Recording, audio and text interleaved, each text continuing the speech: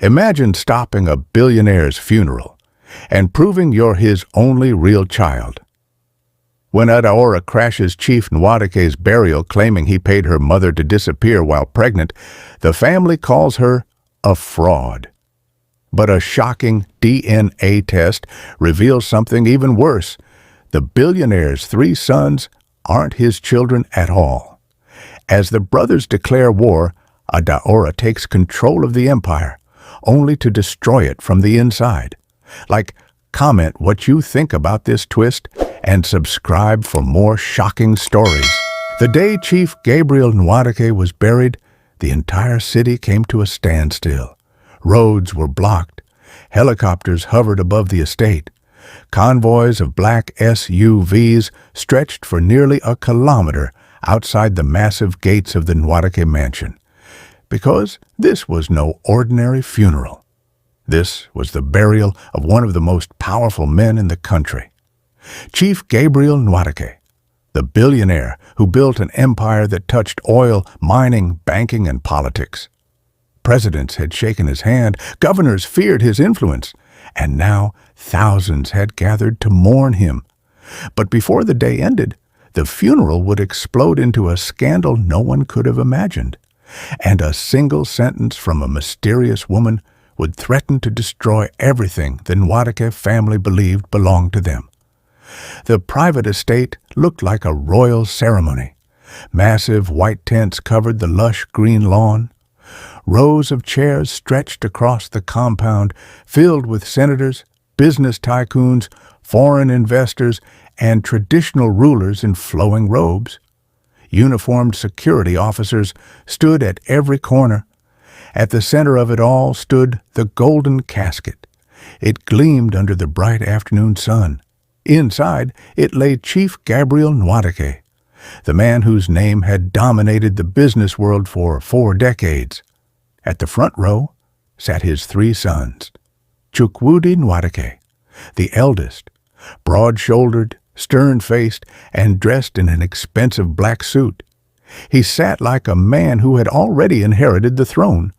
Beside him sat Kenechukwu, slim, polished, calm. His sharp eyes moved constantly across the crowd, calculating everything. And at the far end sat the youngest, Uche. Unlike his brothers, Uche looked genuinely sorrowful. His gaze remained fixed on the casket. Behind them sat the board members of the Nwadike conglomerate. Powerful men who had helped build the billionaire's empire.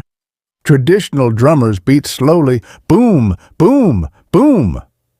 The sound echoed across the compound like a heartbeat. A priest stepped forward and began the final prayer. "We thank God for the life of a great man," he said solemnly, "a man who transformed industries, a man who uplifted communities, a man whose legacy will never be forgotten." The crowd murmured in agreement. A choir began singing softly. Then 6 pallbearers lifted the golden casket. They began walking slowly toward the freshly dug grave. The drums grew louder. Boom, boom, boom. The moment had come. The billionaire was about to be buried. Then suddenly, a voice sliced through the air like a knife. "Stop this burial!" The words rang across the compound. The music stopped instantly. The drummers froze. Every head turned.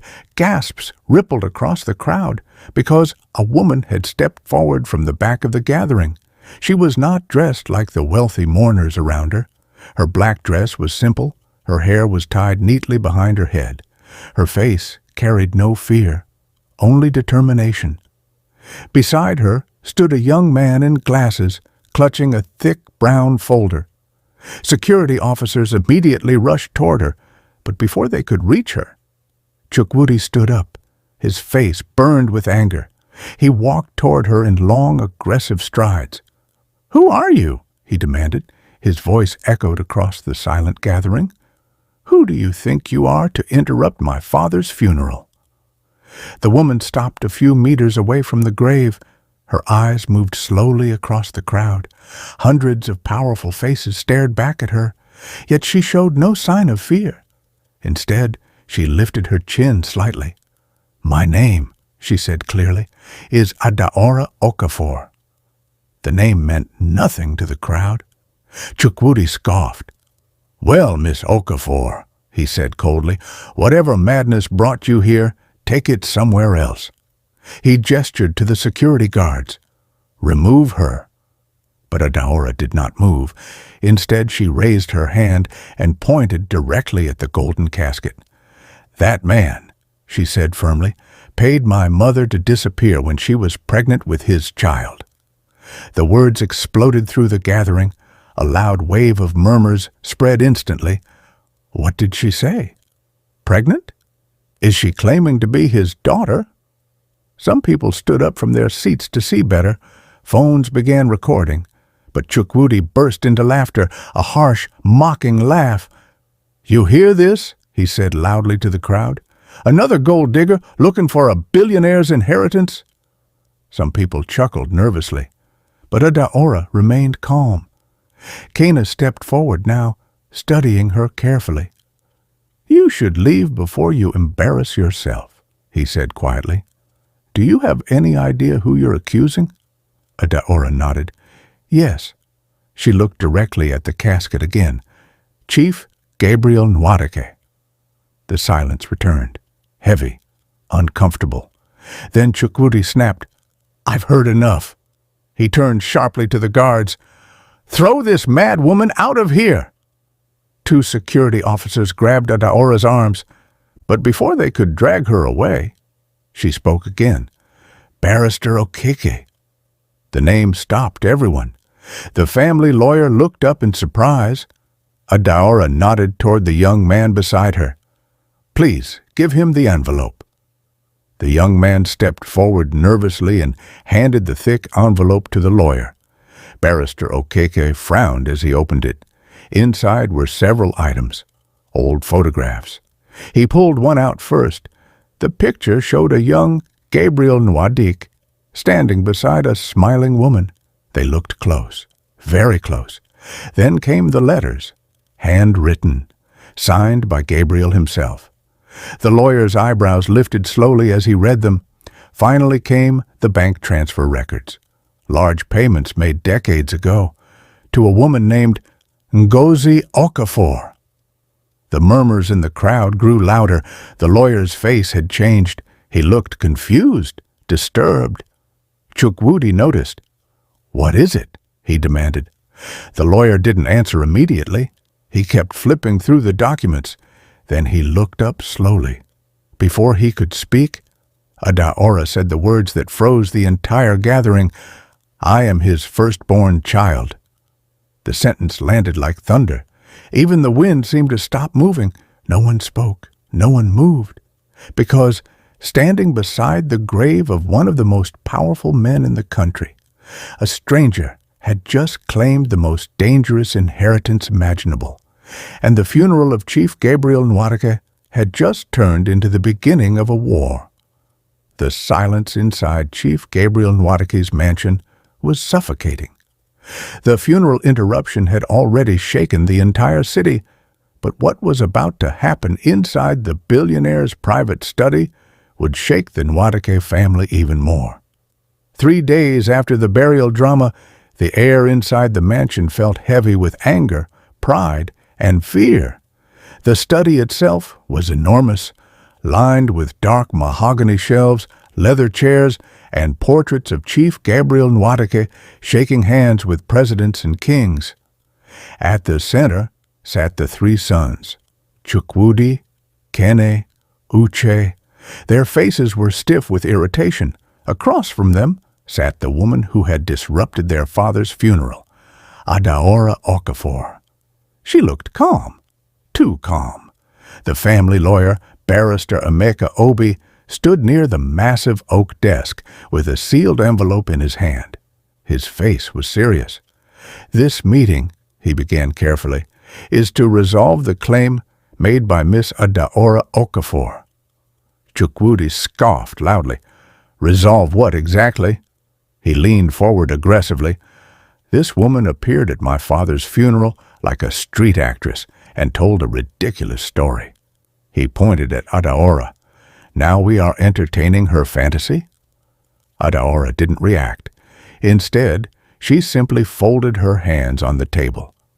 Barrister Emeka cleared his throat. The Nwadike family name is one of the most powerful names in this country. Allegations like this cannot be ignored. Kenneth shook his head. Let me guess, you want a DNA test? Yes, the lawyer replied. Uche laughed. Fine, do it. He leaned back confidently. Let the results shut this nonsense down once and for all. Adaora nodded. I have already submitted my sample. Chukwudi smirked. Good. He leaned closer, his voice dripping with arrogance. Because when the result proves you're lying, I will personally make sure you never show your face in this city again. Adaora met his gaze without blinking. We'll see. The tests were conducted the same day. To eliminate any possible doubt, Barrister Emeka made an additional recommendation. For the integrity of the process, he said carefully, the three brothers should also provide samples. Chukwudi frowned. What nonsense is that? The lawyer remained calm. If the media ever gets wind of this, the credibility of the results must be unquestionable. Kina shrugged. It doesn't matter. He stretched his arms confidently. We are his sons. Everyone knows that. Uche laughed. Exactly. Let them test whatever they want. So they all gave their samples. Blood was drawn. Documents were signed. Then the waiting began. 5 days later, the results arrived. Barrister Emeka immediately summoned everyone to Chief Nwadike's private study. The tension in the room could have snapped steel. Adaora sat quietly near the window. Chukwudi paced the floor like a caged lion. Kene stared impatiently at his watch. Uche scrolled through his phone, bored. Finally, Barrister Emeka walked in, holding a thick brown envelope. Every eye in the room turned toward him. He sat down, slowly. No matter what happens today, he said gravely, I advise everyone here to remain calm. Chukwudi slammed his hand on the table. Just read the result. The lawyer opened the envelope. He adjusted his glasses. Then he began reading. DNA analysis confirms a 99.9% biological match between Miss Adaora Okafor and the late Chief Gabriel Nwadike. For a moment, no one moved. Then Kene blinked. What? Uche sat upright. Chukwudi stared in disbelief. The lawyer repeated calmly, Adaora Okafor is the biological daughter of Chief Gabriel Nwadike. The words landed like thunder. Chukwudi exploded. That is impossible. He pointed at Adaora. This woman is a fraud. But Adaora didn't smile. She didn't celebrate. She simply exhaled slowly. I told you the truth. Chukwudi turned to the lawyer. This test is fake. Do another one. Barrister Emeka raised a hand. There is more. The room fell silent again. The lawyer's expression had grown even more serious. There is another result. Kina frowned. What result? Barrister Emeka swallowed slowly before speaking. The laboratory also completed the comparative DNA analysis between the late Chief Gabriel Nwadike and his 3 registered sons. A strange uneasiness began to creep into the room. Chukwudi folded his arms. Well? The lawyer looked down at the report. Then he said the words that shattered the Nwadike family forever. None of the 3 of you share biological DNA with Chief Gabriel Nwadike. The room erupted. What? Chukwudi jumped to his feet. Kena nearly knocked over his chair. Uche stood frozen. That is a lie, Chukwudi roared. He grabbed the report from the lawyer's hand. This is fake. My father raised me. Keen's voice trembled. Run the test again. Barrister Emeka shook his head slowly. The laboratory repeated the analysis 3 times. He looked directly at them. The result is conclusive. Silence filled the study, a horrifying silence. Chukwudi's hands began shaking. Uche whispered weakly, "No, no, no." Then Chukwudi slammed the report onto the desk. "You're saying we are not his sons?" The lawyer sighed. "There is something you all must know." He opened a second document. "This information was left by your father before his death." All eyes fixed on him. "Years ago," Barrister Emeka continued, "Chief Gabriel Nwadike discovered that his wife had been unfaithful throughout their marriage." The words hit like gunshots. Kene staggered backward. "That's impossible." But the lawyer continued, "He suspected the boys he raised might not be biologically his." Uche's voice trembled. "So why didn't he expose it?" Barrister Emeka looked at the three men with sympathy. "Because by then you were already grown men. Successful men. Public figures." He closed the document slowly. Revealing such a scandal would have destroyed the family name. Chukwudi's face twisted with rage. So he just kept quiet? Yes, but he prepared for the truth to surface someday. The lawyer opened the final document. A clause in his will. The room held its breath. Barrister Emeka read the line slowly. "If my true firstborn biological child is ever discovered, that child shall become the controlling heir of the entire Nwadike estate." The words echoed like thunder. Everyone turned toward Adaora. She sat calmly, the only one not shocked. The implication was devastating. She was the only biological child, the true heir, the rightful owner of everything. Chukwudi's face turned dark with fury. "A woman?" His voice shook with rage. "A woman will not take what belongs to us." Kena slammed his fist against the table. "We built this empire with our father." Uche glared at Adaora. "You think you can walk in here and steal everything?" Adaora finally stood up. Her voice was calm, but powerful. "I am not stealing anything." She looked at the portraits of the man who had secretly watched her life from afar. Then she faced the three men. "I am not here for charity." The room fell silent again. Then she delivered the sentence that ignited the war that was about to destroy the Nwadike family. "I am here for what belongs to me." The moment Adaora Okafor left the Nwadike mansion that day, the war began. And it was not a quiet war. It was ruthless. It was calculated. It was a battle for an empire worth billions. Inside the massive glass headquarters of Nwadike Holdings, panic was already spreading. Executives whispered in hallways. Assistants avoided eye contact. News of the shocking DNA result had leaked into elite circles. The whispers were everywhere. The Nwadike sons are not his real sons. There is a daughter, and she is coming for the empire. But inside the penthouse office on the top floor, Chukwudi Nwadike was already planning his counterattack. He slammed a glass of whiskey onto the desk. "That woman will never step into this company." Kena paced the room nervously. "What if the will holds up in court?" Uche shook his head. "We bury her before that happens." Chukwudi's eyes burned with cold fury. Yes, and that was exactly what they tried to do. Within 48 hours, the brothers launched a brutal campaign against Adaora. First, they froze every corporate account connected to the inheritance dispute. Banks suddenly claimed they needed legal clarity. Trust funds became inaccessible.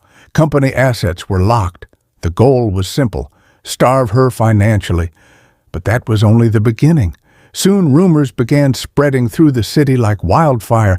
Tabloids published anonymous stories. Woman claims billionaire father. Possible gold digger surfaces after funeral scandal. Bloggers wrote vicious headlines. She's a fraud. She's an opportunist.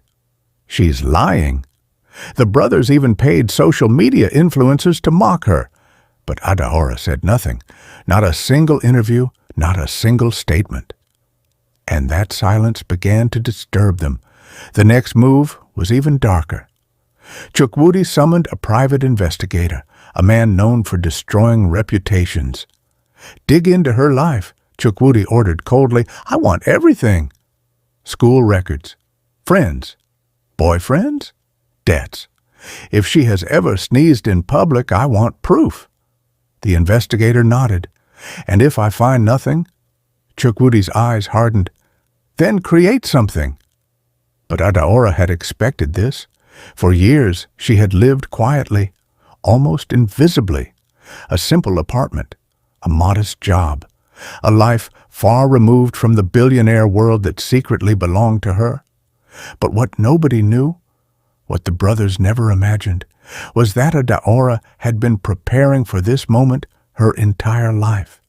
Ever since her mother died, leaving behind those letters from Chief Gabriel Nwadike, letters filled with guilt, letters filled with promises, letters warning her that one day she might need to fight for what was hers. So she prepared.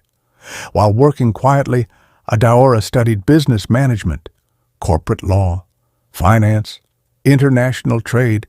She read everything about Nwadike Holdings, every annual report, every board decision, every subsidiary, every shell company.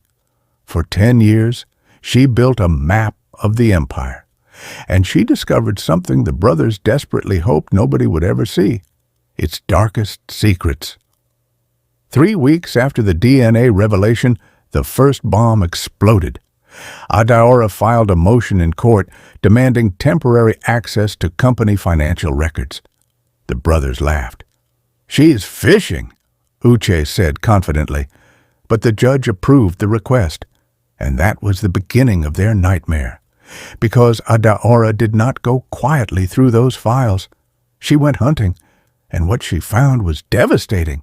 Illegal mining contracts in Central Africa, hidden offshore accounts, political bribery disguised as consulting payments, massive sums of money moving through shell corporations, money laundering networks buried deep inside the company structure. The next board meeting was supposed to be routine. But when Adaora walked into the room, everything changed. Every executive turned to stare, some with curiosity, some with fear, some with open hostility. Chukwudi glared at her. "You have no right to be here." Adaora calmly placed a stack of documents on the table. "According to the court order, I do." Kenny leaned forward angrily. "This meeting is confidential." Adaora smiled slightly. "Good." She slid the documents toward the board members. "Then we can discuss these privately." The chairman picked up the papers, his face slowly drained of color. "What is this?" Adaora's voice was calm. "Evidence." She tapped the documents. "Illegal mining agreement signed by Nwadike Holdings." The room erupted in whispers. Chukwudi slammed his hand on the table. "That is confidential business." Adaora met his gaze. "No." She leaned forward. "It's criminal." Then she dropped the second bomb. "These documents have already been submitted to the Federal Anti-Corruption Commission." The room exploded. Executives shouted. Phones started ringing. The chairman stood up in panic. "You reported the company?" Adaora shook her head calmly. "I reported the crimes." She looked directly at the brothers. "And I'm just getting started." Within days, government investigators began circling the company. Auditors appeared. Regulatory agencies demanded records. Investors began calling non-stop. The stock price of Nwadike Holdings started sliding. Executives who once worshipped the brothers suddenly grew nervous because prison was not good for business. Some quietly began cooperating with investigators. Others started leaking information. The empire that once seemed untouchable was beginning to crack, and the brothers were losing control. Meanwhile, Adaora kept winning in court. Every legal battle ended the same way. The will was valid. The DNA evidence was undeniable, and the courts began issuing ruling after ruling in her favor. Finally, the judgment came that changed everything. The federal court officially recognized Adaora Okafor as the legitimate biological child of Chief Gabriel Nwadike and the controlling heir of the Nwadike estate. The news exploded across the country. Media houses ran the story for days. A hidden daughter takes over billionaire empire.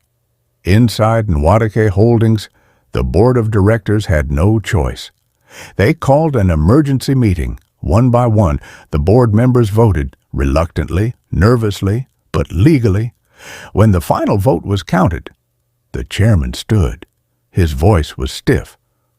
"Miss Adaora Okafor," he paused, "you are hereby recognized as the controlling shareholder of Nwadike Holdings." Silence filled the boardroom. Then Adaora slowly stood up. She looked around the room, at the frightened executives, at the nervous board members, and finally, at the three men who had spent weeks trying to destroy her. Chukwudi's eyes burned with hatred. Kene looked pale. Uche avoided her gaze. Adaora spoke calmly. "Gentlemen," her voice was quiet, but it carried across the room like thunder. "I believe we have a lot of work to do."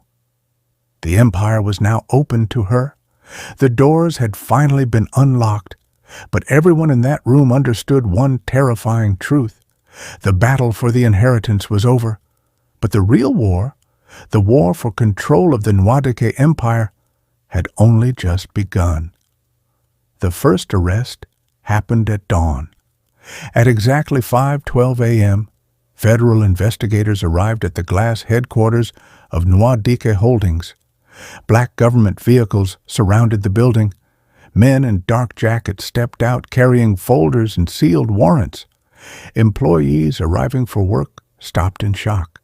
Security guards froze at the gate. Within minutes, officers walked straight into the executive wing, and by 6 a.m., 2 senior directors of the company were led out in handcuffs. News cameras captured everything. By noon, the story had exploded across the country. But inside the boardroom of Nwadike Holdings, the real storm was only beginning, because Adaora Okafor had finally revealed her hand, and it was far more devastating than anyone imagined. For weeks after gaining control of the board, Adaora had worked quietly. She attended meetings, reviewed documents, signed routine approvals. To outsiders, it looked like she was slowly taking control of her father's empire, but inside her office, something very different was happening. Stacks of files covered her desk, contracts, financial records, internal emails, transfer receipts, documents that exposed the hidden machinery behind the Nwadike fortune, decades of corruption, decades of exploitation, decades of dirty deals buried beneath a polished corporate image. And Adaora had been collecting every single piece. One evening, she called an emergency board meeting. The room filled with tense executives. Chukwudi sat at the far end of the table, arms crossed. Kene's face looked drawn and restless. Uche avoided Adaora's gaze. The chairman cleared his throat. "You requested this meeting, Miss Okafor?" Adaora stood slowly. In front of her sat a large black folder. She placed both hands on the table and spoke calmly. "I want to thank everyone here for cooperating during this transition." Chukwudi scoffed. "Spare us the speech." Adaora ignored him. Then she opened the folder. Inside were dozens of documents, contracts, bank statements, government correspondence. She slid copies down the table. One by one, the executives began reading, and their faces slowly turned pale. The chairman looked up in horror. "Where did you get these?" Adaora's voice was steady. "From our own records." She tapped the papers. "Illegal mining contracts signed in violation of federal law." Another document. "Political bribes disguised as development donations." Another. "Money laundering through offshore shell corporations." The room fell into stunned silence. Kane stood up suddenly. "This is confidential corporate information." Adaora nodded. "Yes." Then she dropped the sentence that shattered everything. "And it has already been handed to government investigators." The room erupted. Chukwudi shot to his feet. "You reported your own company?" Adaora met his glare without blinking. "No." Her voice was ice. "I reported your crimes." From that moment, the collapse began. Then came the blow that shattered Kane. One afternoon, federal investigators arrived at his private residence. They presented a warrant and a long list of offshore accounts hidden in the Cayman Islands, Dubai, Switzerland, millions of dollars in secret transfers. Kane watched in horror as the agents froze every single account. His lawyer whispered the devastating truth. "Your financial assets are under investigation." Within hours, his wealth vanished. Meanwhile, the stock price of Nwadike Holdings collapsed. Investors panicked. Shareholders filed lawsuits. Government regulators suspended multiple operating licenses. Within 6 months, the once powerful empire was drowning in investigations, court battles, and financial losses. The Nwadike name, once feared and respected across the country, became a symbol of corporate corruption, and everyone knew who had caused it: Adaora Okafor. One night, the three brothers stormed into her office. Security guards tried to stop them, but Chukwudi pushed past them violently. The door burst open. Adaora sat behind her desk, reviewing documents. She didn't even look surprised. Chukwudi slammed both hands onto the table. "You destroyed everything." His voice shook with fury. "Our father built this empire from nothing." Kane's face was red with rage. "You ruined his legacy." Uche finally spoke, his voice trembling. "Was that your plan all along?" Adaora slowly closed the file in front of her. Then she stood. For a moment, she simply looked at them. Three men who had spent their entire lives believing the empire belonged to them. Then she spoke, quietly, coldly. "Your father destroyed my mother's life." The brothers fell silent. Adaora's eyes burned with emotion she had held back for years. He paid her to disappear. She lived in poverty. She died believing the world had erased her. Her voice hardened. "So no." She looked around the office, at this empire, at the broken company, at the collapsing legacy. "This is not revenge." She paused. "This is justice." Months later, the final chapter shocked the entire nation. Nwadike Holdings officially dissolved most of its operations. Assets were sold, properties were seized, executives faced criminal trials. The once mighty empire no longer existed. But one division remained: a small charitable foundation buried deep inside the corporate structure. Reporters gathered outside the newly renovated building for the announcement. Cameras flashed, microphones stretched toward the podium. Adaora stepped forward, calmly. The room fell silent. She spoke clearly. "This foundation will continue operating under new leadership." She paused. "And under a new name." Behind her, a banner slowly unfurled. The room gasped. The Ngozi Okafor Foundation, named after her mother, the woman the world had forgotten. Adaora continued. "The foundation will use remaining company assets to fund education and health care across the country. Schools for poor children, scholarships for struggling families, medical centers in rural communities." The reporters stared at her in stunned silence, because they finally understood. Adaora had never wanted the empire. She had only wanted to end it. Years later, thousands of children would attend schools funded by the Ngozi Okafor Foundation. Hospitals would open in villages that had never seen a doctor. Scholarships would lift entire families out of poverty. And across the country, people would tell the story of the woman who appeared at a billionaire's funeral and changed everything. The daughter nobody knew, the heir who refused a corrupt throne, the woman who destroyed an empire and built something better from its ashes.